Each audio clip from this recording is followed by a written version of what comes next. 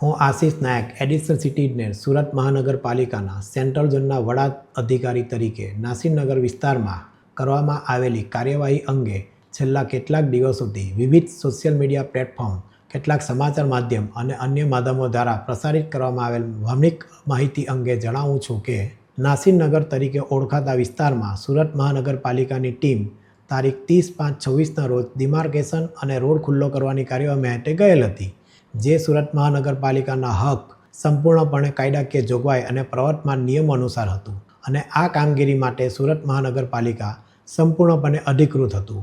જે કાર્યવાહી દરમિયાન સામાન્ય સુલે અને શાંતિ જળવાઈ રહે તે માટે પોલીસ વિભાગને રૂટીન જાણ કરીને જરૂરી સહયોગ પણ પ્રાપ્ત કરવામાં આવ્યો હતો. આ સમગ્ર પ્રક્રિયા સંબંધિત દસ્તાવેજ પુરાવા અને સ્થળ પરની હકીકતોના આધારે હાથ ધરવામાં આવી હતી. આ કોઈ ભૂતિયા ડિમોલિશન નથી, પરંતુ કાયદાકીય પ્રક્રિયાના ભાગરૂપે થયેલ કાર્યવાહી છે.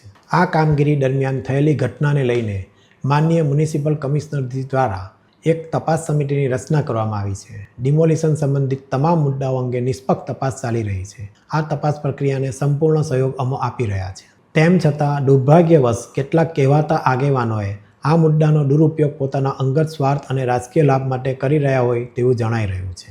માટે સોશિયલ મીડિયા ઇન્ફ્લુએન્સરો તથા બિનઅધિકૃત મીડિયા દ્વારા અધૂરી, એકતરફી અને ભ્રામક માહિતી પ્રસારિત કરવામાં આવી રહી છે. આવી માહિતીના આધારે સુરત મહાનગરપાલિકા તથા તેના અધિકારીઓ અને કર્મચારીઓ વિશે ગેરસમજો ઊભી કરવાનો પ્રયાસ થઈ રહ્યો છે. આ ઘટનાથી એસએમસીના અધિકારીઓ અને કર્મચારીઓ ઉપર સતત માનસિક દબાણ, જાહેર આક્ષેપો તથા એકતરફી પ્રચારના કારણે પ્રતિકૂળ પરિસ્થિતિનું નિર્માણ થયું છે અને અમારા અધિકારીને બિનઅધિકૃત મીડિયા દ્વારા દબાણમાં લાવીને બોલવા પણ દીધા નથી.